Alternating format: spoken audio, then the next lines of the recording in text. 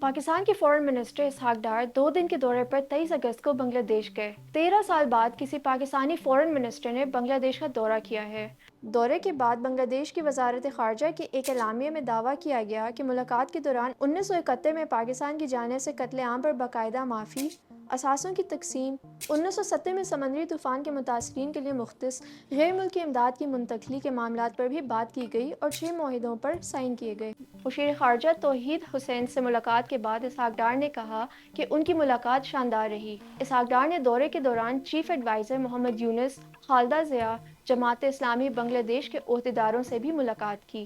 Experts کے مطابق دونوں ملکوں کے تعلقات میں بہتری کی راہ میں رکاوٹ سن 1971 کے واقعات کی وجہ سے ہیں۔ اسحاق ڈار نے غیر حل شدہ معاملات کے سوال پر کیا کہا؟ غیر حل شدہ معاملات کے بارے میں اسحاق ڈار نے کہا، یہ مسئلہ 1974 اور پھر 2000 کے آغاز میں جنرل مشرف کے دورے کے دوران 2 بار حل ہو چکا ہے۔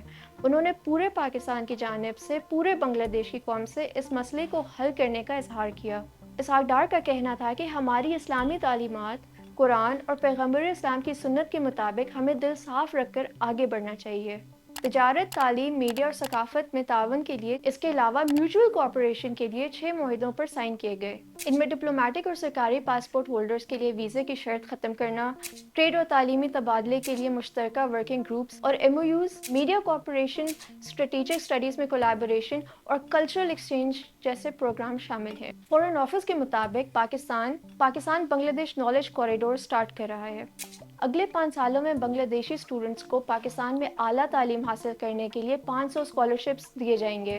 اسی مدت کے دوران 100 بنگلہ دیشی سول سرونٹس کو ٹریننگ بھی دی جائے گی۔ بنگلہ دیش اور انڈیا کے تعلقات پر کیا اثر پڑے گا؟ سابق ڈپلومیٹ عاقل ندیم کہتے ہیں کہ شیخ حسینہ کے دور میں پاکستان اور بنگلہ دیش کے تعلقات انتہائی پیچیدہ تھے اور اس کی وجہ شیخ حسینہ کی انڈیا نواز پالیسی تھی۔ اب شیخ حسینہ حکومت کے خاتمے کے بعد جو خلا پیدا ہوا ہے، پاکستان اس سے فائدہ اٹھا کر بنگلہ دیش کے قریب ہو رہا ہے۔ ان کے بقول اب دیکھنا یہ ہوگا کہ الیکشن کے بعد جو حکومت آئے گی وہ انڈیا اور پاکستان سے متعلق اپنی پالیسی کیا رکھے گی۔